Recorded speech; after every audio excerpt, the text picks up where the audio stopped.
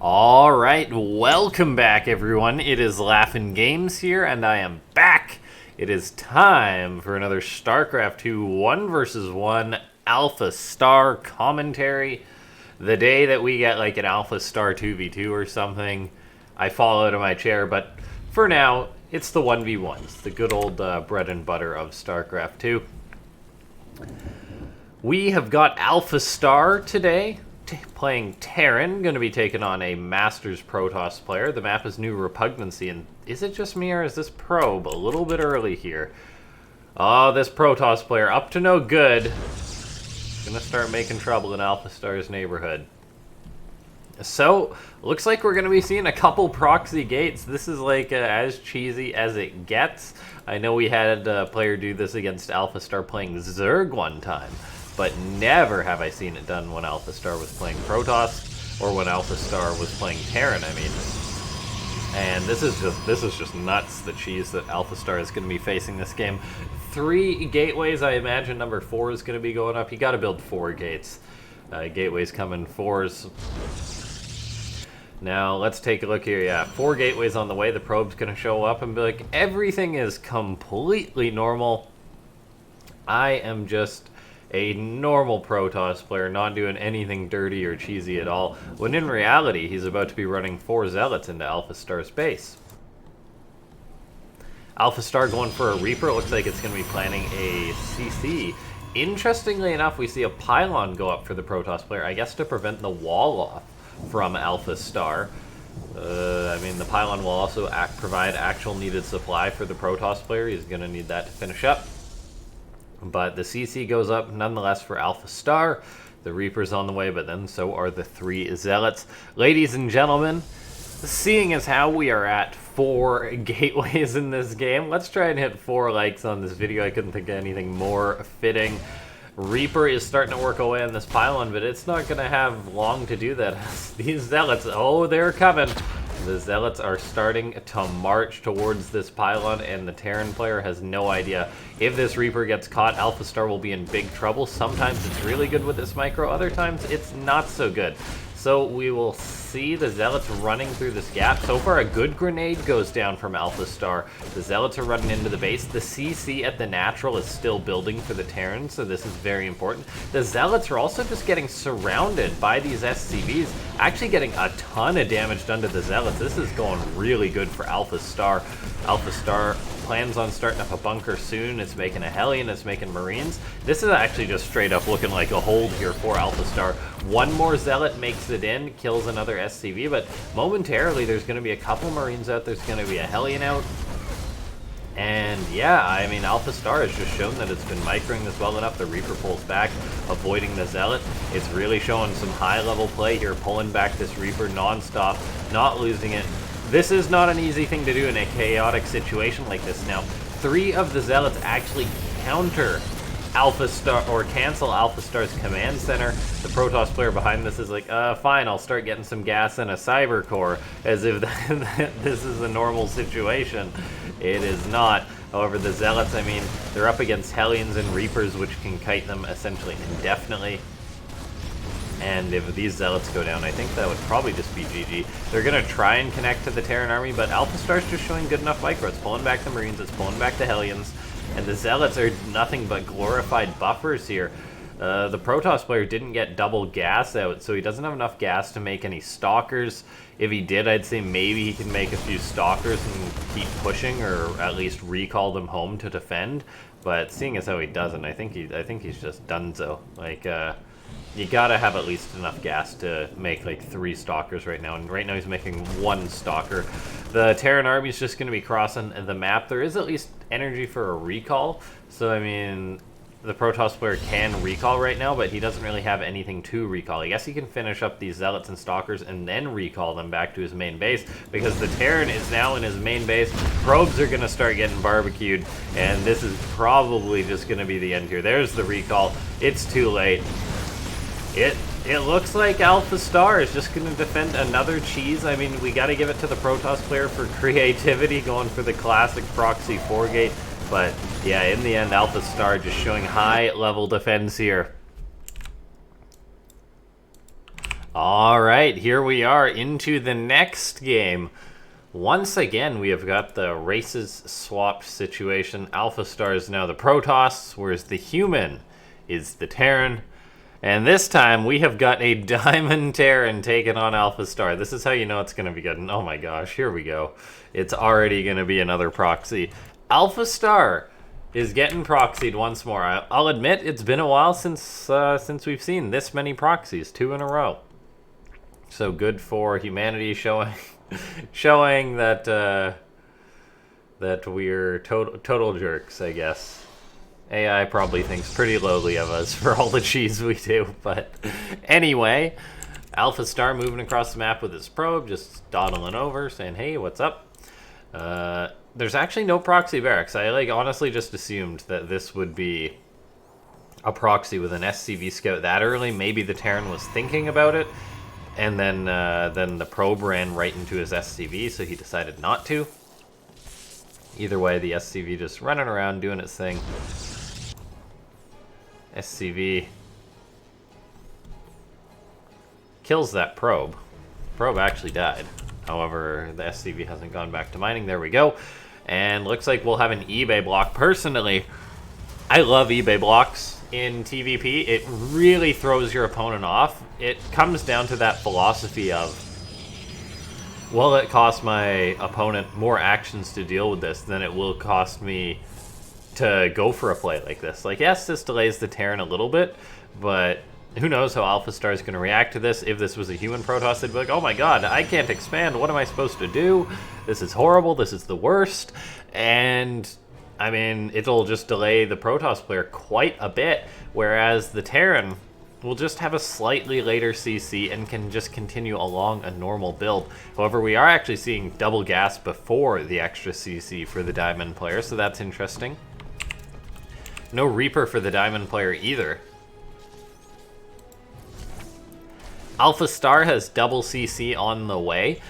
Personally, I'd like to see a bunker on the low ground from the Terran and in this position, because if you go for an eBay block, the Protoss is going to be committing to lots of Stalkers and Zealots to clean it up because they got nowhere else to spend their money usually.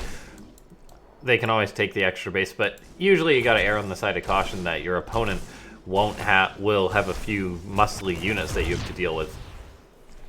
So getting a bunker on the low ground allows you to secure your expansion easier, but of course this Terran doesn't plan on expanding. He cancels the eBay on time, nicely done. However, he does have the money for an expansion, and oh, he's gonna build it on the low ground with his injured SCV. He sends down another SCV, that's for a bunker, right? Okay, thank gosh, that's for a bunker, but the Stalkers and Zealots are already coming across the map, and I was talking about this bunker about as long ago as it takes to build a bunker, 29 seconds. If the Terran started the bunker earlier, he would have been done this. Now I think he's going to get a little bit of grief from these Stalkers. The SCV immediately gets focus fired down, so the bunker is no longer building. AlphaStar is going to micro these Stalkers back. The Zealot's going to get into the front. The Terran delays building the CC to try and get up the bunker, but he's already going to bleed off most of his Marines, and this is a disastrous spot for humanity. The CC gets cancelled. Marines pop out on the wrong side, but the Stalkers are already injured, so they will stay alive. However, this is honestly just like game-ending damage that AlphaStar's got done. AlphaStar, I mean, it doesn't skip a beat with its macro behind this. Its economy is going to boom, whereas the human player has been delayed so much. He's not saturated on his base. He's getting lots of gas, but not saturated on his base. A CC is building on the high ground, but ladies and gentlemen, this is why a bunker is important for a Terran. All it took AlphaStar to push across the map was 2 Stalkers and a Zealot, and that really messed up the Terran's economy. Whereas if he had built that bunker just a little bit earlier, he'd have been fine, because bunkers are incredibly strong in the early game. Whereas now this Terran player is just he's all kinds of messed up. Alright, that Robo on the way, Blink on the way behind this, so a normal opening after this. Looks like AlphaStar overcommits a little bit at the natural here. The Cyclone locks onto the Zealot, both the Stalkers get picked off, so that's a nice move for the human to pick those off. A little bit of compensation for the delayed CC. Now there's a Raven on the way, another Cyclone, some Marines. There is a chance that the Diamond player could go for a push against AlphaStar. As if we take note, AlphaStar actually doesn't have a single army unit right now. AlphaStar has not made a single unit. There isn't any Stalkers, any Zealots warped in yet. There's a Prism on the way. AlphaStar is just like, yeah, whatever, it's all good. I don't have to worry about being attacked or whatever. And it's just cool as a cucumber. A Warp Prism's on the way, which technically is army supply, but doesn't do anything on its own. And we are going to see the Terran player move across the map. 2 sentries are getting warped in for AlphaStar. However, there's no shield battery, there's no Immortal, there's no Stalkers made just yet. And this is going to be 3 Cyclone with a Raven, a good chunk of Marines. I'm loving this push for the Terran player. The Diamond player could get massive damage done here to AlphaStar. Like, I believe in the power of AI to come back, but if this Terran player just goes now, I think he can definitely get some damage done. Before the Stalkers, he could have definitely had a good play. Even with the Stalkers done now, though, I still believe he can probably push in pretty well. AlphaStar accidentally moves his Stalkers too far forward, not expecting this army, and the 2 Stalkers are already gone. This is a huge moment for the Terran player. He's pushing on in towards the natural. There's the Raven, the Cyclones here. These probes are going to be in trouble. AlphaStar has loaded the sentries into the Prism for some reason, but yeah, this is a very strong push here. The Observer gets picked off. The Cyclones are coming to push on in. The sentries unload. The Stalkers are being microed back. They have blink now. I mean, an auto turret can still get tossed down for the Terran player, though. He's trading out. He's really messing up AlphaStar. And looks like he actually forces the Stalkers out of the main base in the Prism there. The question is, can these Marines get any probe kills? That's the question. Can he focus down these Stalkers before they warp in? Because this push, I mean, while it really messed up AlphaStar, isn't actually going to get enough done, I feel. Let's see. Stalkers being microed, well done by AlphaStar on that front. However, if we take note, the worker count is still 42 to 25. The Terran behind this wasn't doing a supreme job of macroing.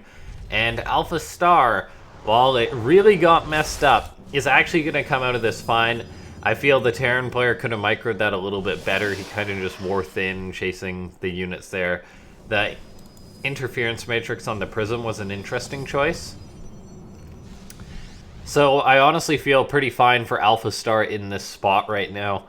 Like, if the Terran had godlike macro behind this, I'd say he'd be in a much better spot. But with the early damage and then just the follow-up not being amazing, the Diamond player is just quite behind still. 29 workers to 44. Magfield Accelerator and some more Cyclones are done, however, for the Diamond player, so he can lock onto these Stalkers.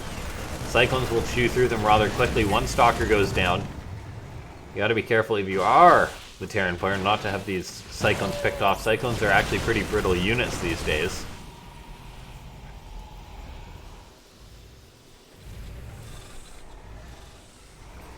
Observer flies on in, but it will be picked off by the Cyclones. That's good.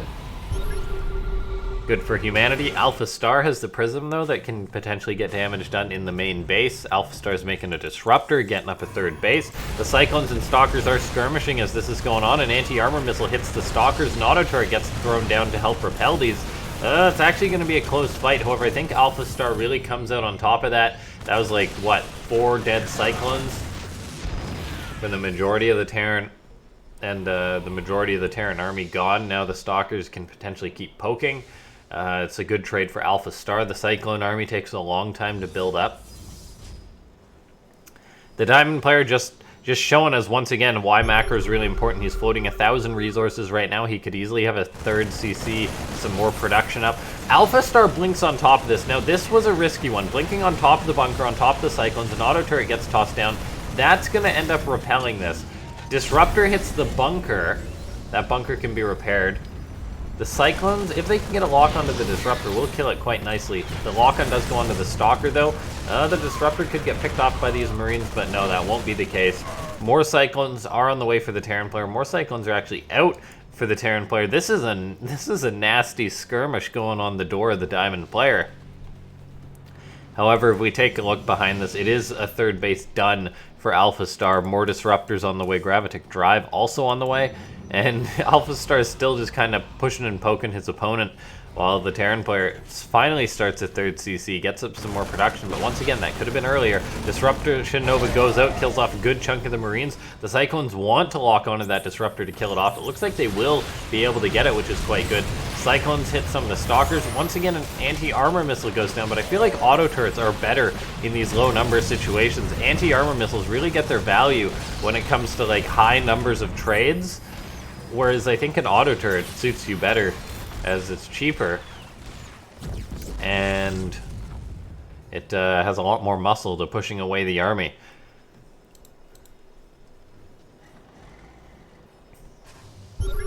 Alright. Third base.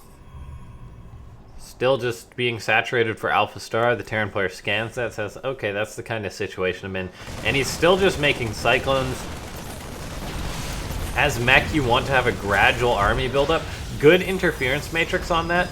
Stalkers are getting repelled by these Cyclones. They're getting locked on. Another interference matrix goes down. The Terran player wants to catch this prism. Looks like he will catch it, which is a nice move. Kills the Stalkers in it. So that was good for the Terran player. The Diamond player is making good moves here. However, I am still concerned by the lack of his buildup. Like, his supply hasn't really been going up. His army has been constantly shrunk by AlphaStar's attacks. And now the Protoss is all these gateways, has this economy that the Protoss should be able to make a very, very nice army in a relatively low amount of time. There's also the Disruptors, which are the bane of Diamond players. AoE is better and better the higher the lower rank you're in. So the Disruptor gets a lot more done, or exponentially more done versus a Diamond player than it would, say, a Grandmaster. Another Prism gets locked on with Disruptors in it. That is a huge mistake for AlphaStar. A big, big mistake, as a matter of fact. Losing another Prism, that's like the third Prism that's gone down or something. Cyclones and Ravens are going to push in across the map. Now we'll see if these are able to get anything done. Locking onto a Stalker. That Stalker is going to go down.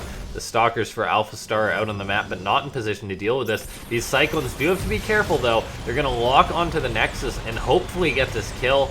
Looks like it will be a kill indeed. The Ravens can always toss down their spells to help defend this. Looks like the Nexus does go down. One of the Ravens gets picked off. Anti-armor missile turrets getting tossed down. Plenty of turrets get thrown down, shredding up those Stalkers along with the Cyclones. It looks like the Ravens are all forfeit, but a pretty decent trade, particularly with this extra lock-on for the Terran player, catching more and more of these Stalkers. So few Stalkers remain, in fact, that the Cyclones can still just keep on pushing.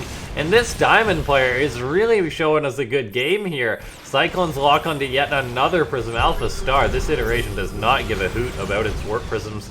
A scan even picks off that Observer. Cyclone's going to retreat now, as the Stalker count is growing up. But if we take a look back at home, there's a couple more Cyclones done for the Terran. He's made some Hellions. He's playing this RACECAR mech. His third base is up, whereas AlphaStar doesn't have a third base now. So the income is actually going to be pretty good for the Diamond player, assuming he saturates correctly. Make sure he gets unsupply blocked as he builds 7 depots at a time. Cyclones moving out across the map. The army supply is in the lead for the Terran. He scans to go up this ramp, which is a good move. Cyclones, if they get jumped on, can suddenly lose a fight, but seeing as how he had the heads up, he started getting out that damage earlier. The Stalkers just get shredded by these Cyclones. The Disruptor tosses out a Nova, picks off 2 Cyclones, but if we take a look, these Cyclones, they're trading out against all these Stalkers. The Disruptor at the back is trying to pull away. The Stalkers blink away as well to avoid that Cyclone lock-on, but more Cyclones are on the way.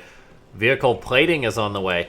However, a Dark Shrine is on the way for AlphaStar. This is a great comeback move for the AI, knowing when behind Dark Shrine, and AlphaStar, I think, definitely is behind this game.